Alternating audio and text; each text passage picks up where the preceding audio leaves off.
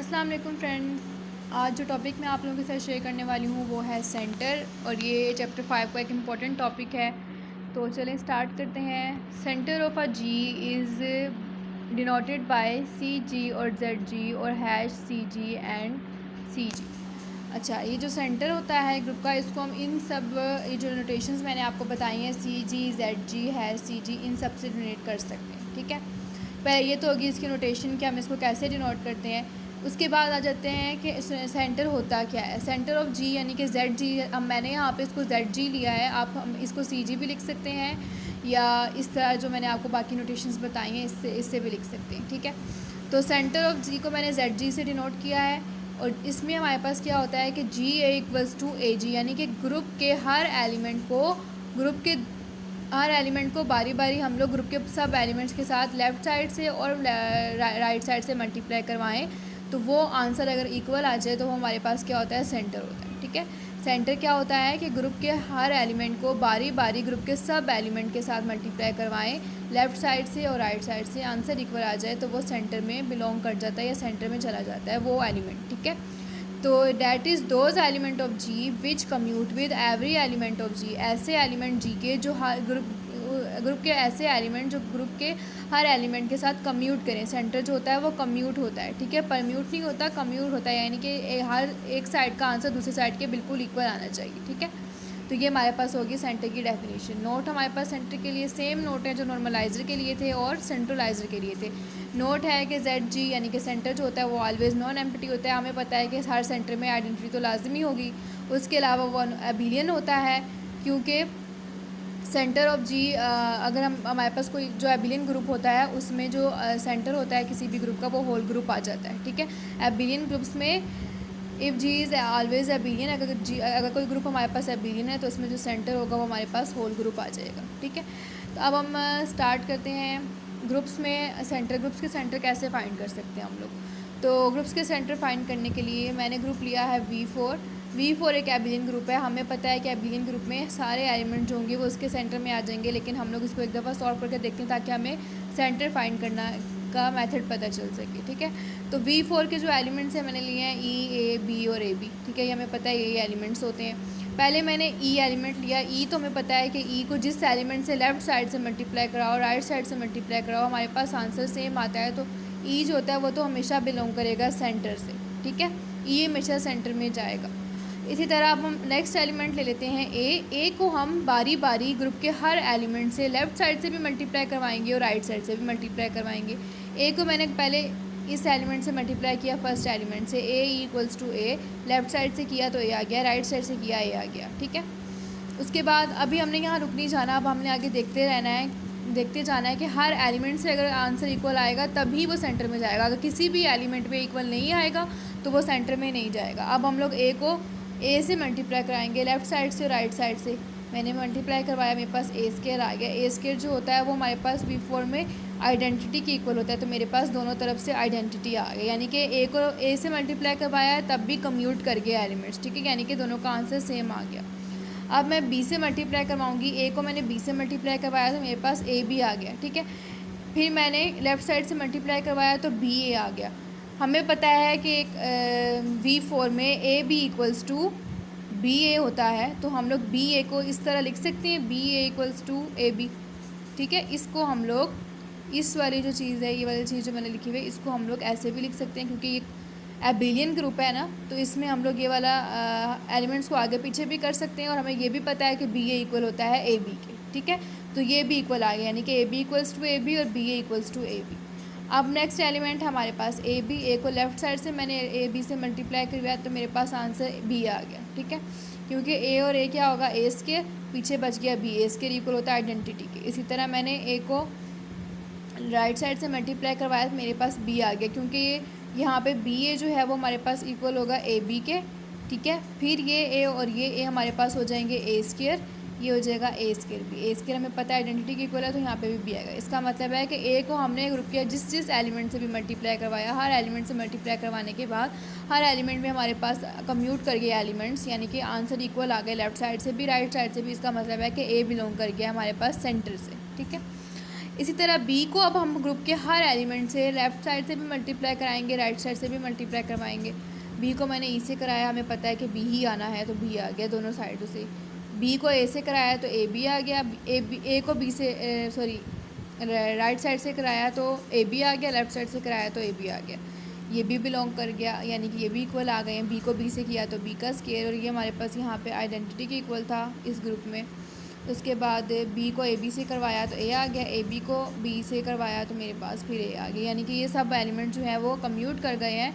सबका answer left to right side से equal आ गया बी को मल्टीप्लाई करवाने से, तो मेरे पास बी भी सेंटर में कंटेन कर गया, ठीक है।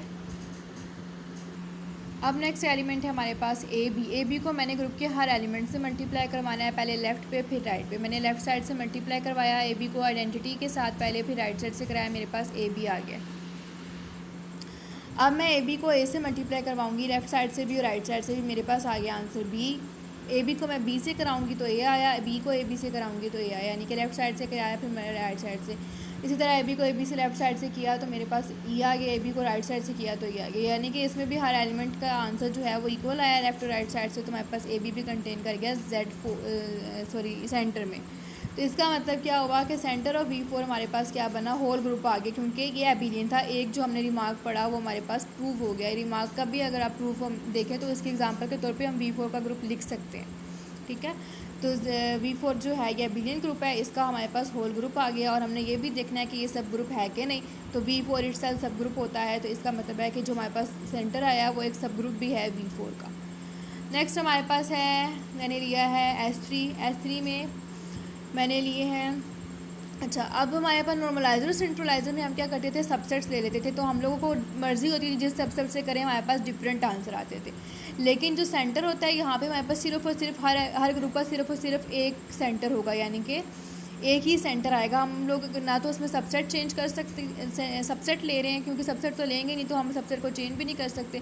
हर एलिमेंट को हर एलिमेंट से ग्रुप के हर एलिमेंट से मल्टीप्लाई कराएं तो हर ग्रुप का जो सेंटर होगा वो हमारे पास एक ही दफ़ा में निकल आएगा, यानी कि हमें बार हर अलग अलग सबसेट से मल्टीप्लाई करने की ज़रूरत नहीं पड़ेगी। तो हमें ये सेंटर आराम से, अगर MCQs में आए तो हम इनके सेंटर्स को ईज़िली याद भी कर सकते हैं, ठीक है। तो अब हम लोग सेंटर ऑफ S3 फाइंड कर लेते हैं, E A² B A B और A², ठीक है। S3 के जो सेंटर है अब हम वो फाइंड करने लेंगे। पहले E तो हमें पता है ये सेंटर में जाएगा, क्योंकि आइडेंटिटी तो हर ग्रुप में हर सेंटर में होगा, आइडेंटिटी तो हर एलिमेंट के साथ कम्यूट कर लेगा। अब हम एक के साथ देखते हैं कि ए जो है वो सेंटर में जाता है कि नहीं जाता। तो हम ए को ग्रुप के हर एलिमेंट के साथ मल्टीप्लाई करके देखेंगे, लेफ़्ट साइड से और राइट साइड से। मैंने लेफ़्ट साइड से मल्टीप्लाई किया आइडेंटिटी के साथ, तो हमें पता है ये तो ए ही आएगा। फिर मैंने राइट साइड इधर ए को ए से नेक्स्ट एलिमेंट ए से मल्टीप्लाई किया लेफ़्ट साइड से और राइट साइड से, मेरे पास आंसर A² आएगा, ये भी हमें पता है इक्वल आ गया। इसके बाद मैंने ए को A² से मल्टीप्लाई किया लेफ़्ट साइड से भी राइट साइड से भी, मेरे पास आंसर A³ आ गया। A³ हमें पता है S3 में हमारे पास आइडेंटिटी के इक्वल होता है, ये भी हमारे पास सॉल्व हो गया। फिर हमारे पास नेक्स्ट एलिमेंट है, ए को मैंने B के साथ किया, ये B है, ठीक है। B के साथ जब मैंने किया तो ये मेरे पास क्या आ गया, AB। लेकिन जब मैंने ए को लेफ़्ट साइड से किया ना, लेफ़्ट साइड से जब मैंने ए को B से मल्टीप्लाई किया तो BA, और हमें पता है S3 में BA इक्वल होता है A² B के, ठीक है। तो इसका मतलब है यहीं पे हमने रुक जाना है, ठीक है। यहीं पे हम लोग रुक गए हैं, आगे हमने फर्दर सॉल्व नहीं करना है, हमने यहीं पे रुक जाना है, आगे किसी एलिमेंट से नहीं करेंगे, क्योंकि एक एलिमेंट से भी कम्यूट नहीं करेगा तो हमारे पास जो है वो सेंटर में नहीं जाएगा एलिमेंट, ठीक है। हर एलिमेंट से कम्यूट करना लाजमी है। तो अब हमारे पास इसकी रीज़न क्या देंगे कि AB is not equals to BA, यानी कि ये जो AB है ये BA के इक्वल नहीं आ रहा, इसलिए जो है ये A जो है वो सेंटर में नहीं जाएगा S3 के, ठीक है। A सेंटर में नहीं जाएगा। नेक्स्ट एलिमेंट है A² को अगर हम A² को लेफ़्ट साइड से पहले आइडेंटिटी से मल्टीप्लाई कराया, फिर राइट से, ये हमें पता है इक्वल आएगा। फिर नेक्स्ट एलिमेंट है A से कराया तो A³ आ गया, यहाँ पे भी A³ तो आइडेंटिटी के इक्वल आ गया। फिर मैंने अब मैंने यहाँ पे A² से करवाया, A² को मैंने A² से नहीं करवाया हुआ है। यहाँ पे A² को अगर मैं A² से मल्टीप्लाई कराऊँ तो मेरे पास A4 आएगा। इसी तरह मैं राइट साइड और लेफ़्ट साइड से भी कराऊँ तो मेरे पास A4 ही आएगा, और A4 हमें पता है यहाँ पे A³ तो आइडेंटिटी के इक्वल हो जाएगा, यहाँ पे हमारे पास A और A, यानी कि ये तो कम्यूट करेंगे, ये तो इक्वल आएंगे। इसके बाद मैंने डायरेक्ट यहाँ पे B से किया हुआ है। मैंने A² को पहले लेफ़्ट साइड से B से करवाया तो मेरे पास आंसर आ गया B, यानी कि ये B A² बन गया। तो अगर हम इसको फर्दर सॉल्व करें तो ये मेरे पास ए बी के इक्वल आएगा, ठीक है। लेकिन अगर मैं ए स्क्र को बी से राइट साइड से मल्टीप्लाई कर रहा हूँ तो मेरे पास ए स्क्र बी आता है। इसका मतलब क्या हुआ कि ये जो एलिमेंट है यहीं पे ख़त्म हो गया, यानी कि यह कम्यूट नहीं कर रहे, तो बी जो है वो भी सेंटर में, सॉरी ए स्क्र जो है वो भी सेंटर में नहीं जाएगा। क्यों नहीं जाएगा, रीज़न मैंने बता दिया है, क्योंकि B A square is not equals to A square B, ठीक है। नेक्स्ट एलिमेंट हमारे पास है बी को हमने देखना है। बी को मैंने लेफ्ट साइड से राइट साइड से आइडेंटिटी से मल्टीप्लाई करवाया, मेरे पास बी आ गया। अब मैं बी को ए से मल्टीप्लाई कराऊंगी, मेरे पास आंसर है बी को ए से मल्टीप्लाई करवाने से, यानी कि बी हमारे पास इक्वल होगा ए स्क्र बी के। हमें पता है S3 में बी ए इक्वल होता है ए स्क्र बी के। अब हमारे पास ए बी है, यानी कि ए को जब मैं बी से राइट साइड से मल्टीप्लाई कराऊंगी तो मेरे पास ए बी के इक्वल आ गया, ठीक है। इसका मतलब है कि कम्यूट नहीं कर रहे हैं, ये यहीं पे हम लोगों ने रुक जाना है। और अब हम लोगों ने रीज़न लिख दी कि A B is not equals to B A, और बी जो है वो सेंटर से बिलोंग नहीं करता। हमारे पास ए बी नहीं बिलोंग करता, ए स्क्र भी नहीं बिलोंग करता, ए बी भी नहीं बिलोंग करता। अब हमारी है ए बी की, तो ए बी जो है इसमें हमारे पास ए बी को हम आइडेंटिटी से मल्टीप्लाई करवाएं लेफ्ट साइड से राइट साइड से, हमारे पास आंसर ए बी आ गया। अब हम लोगों ने क्या किया कि जो नेक्स्ट एलिमेंट है ए से मैंने लेफ्ट साइड से मल्टीप्लाई कराया, मेरे पास ए स्क्र बी आ गया। जब मैंने राइट साइड से कराया तो हमें पता है कि बी और ए किसके इक्वल होता है, ए स्क्र बी के। ये ऐसे हो जाएगा A dot A square B, ठीक है। ये ए और ए क्या हो जाएंगे, ए क्यूब बी।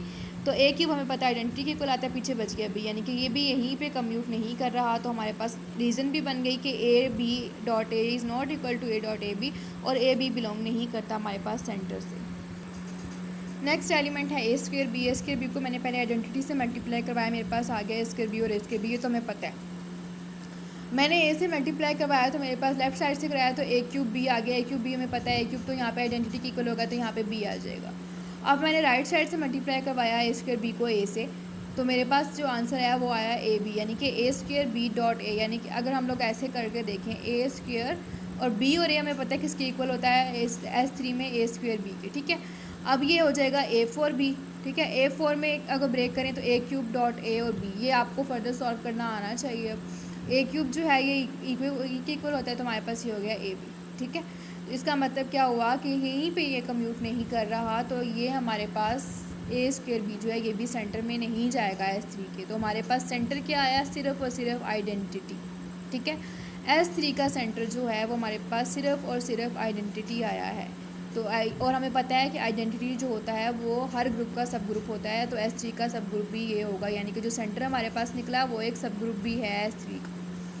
अब आगे D4 का मैं आपको सेंटर बता देती हूँ कि D4 का सेंटर क्या निकला है मेरे पास। D4 का सेंटर जो मेरे पास निकला है वो E और A स्क्वायर निकला है, ठीक है। और E और A स्क्वायर जो है वो D4 का सब ग्रुप भी होता है। ये आप खुद सॉल्व करेंगे, कर सकते हैं। आई होप कि आपको समझ आ गई होगी सेंटर्स की। Q8 जो है इसका सेंटर मेरे पास निकला है 1 और -1। तो आई होप कि आप लोगों को सेंटर की समझ आ गई होगी, और अब आप इस काबिल हो गए होंगे कि आप सेंटर जो है वो खुद फाइंड कर सकते हैं। तो इंशाल्लाह नेक्स्ट वीडियो में आपके साथ शेयर करूँगी बाकी टॉपिक्स की, और हमारा सिलेबस जो है वो इंशाल्लाह जल्द ही कंप्लीट हो जाएगा। ओके, अल्लाह हाफिज़।